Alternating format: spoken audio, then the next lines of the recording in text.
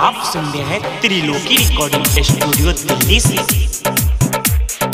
सेवका के घर मैया आवे लागल, अपन महिमा दिखावे लागल। सेवका के घर मैया आवे लागल, अपन महिमा दिखावे लागल। होबै छी चरण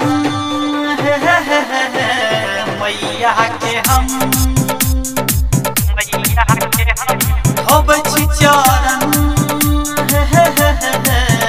मैया के हम।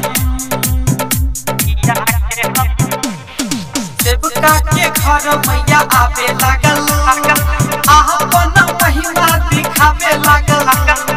सेवका के घर मैया आवे लागल, अपन महिमा दिखावे लागल।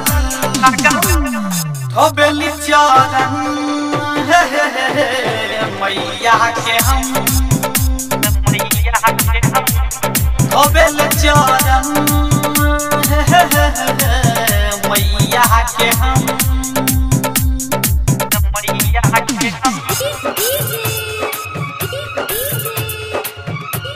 प्रेम से बोला सरस्वती मैया की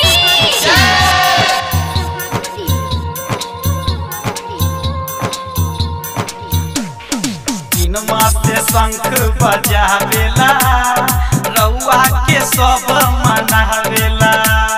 खोली न तनी नयन हो, आरती सबे उतारेला। बाटे बिना बाली तनी भरी झोली, का बताई महारउआ बहानी ज्ञानी। माई हो दिया और बाती जरावे लागल, मेवा मिठाई भी आवे लागल।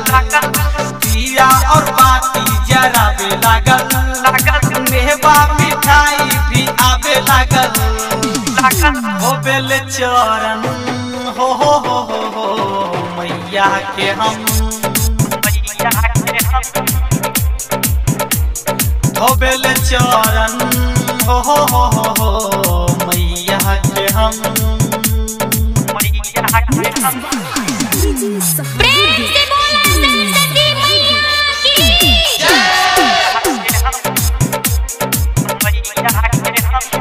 जोरे हाथ लक्ष्मण हो, कहे गीता करियम हो। बेटा पे मिथिलांचल हो, जोरे मैया हाथ हो। कहे असलम राज दीदी विद्या माँ, देखी गिरी नीतीश भिक्षा मांगे लाया। माई हो राजन अजैया भी कहे लागल, रउए चरण में रहे लागल। राजन अजैया भी कहे लागल, रउए चरण में रहे लागल। होबेल चरण हो मैया के हम, होबेल चरण मैया के हम।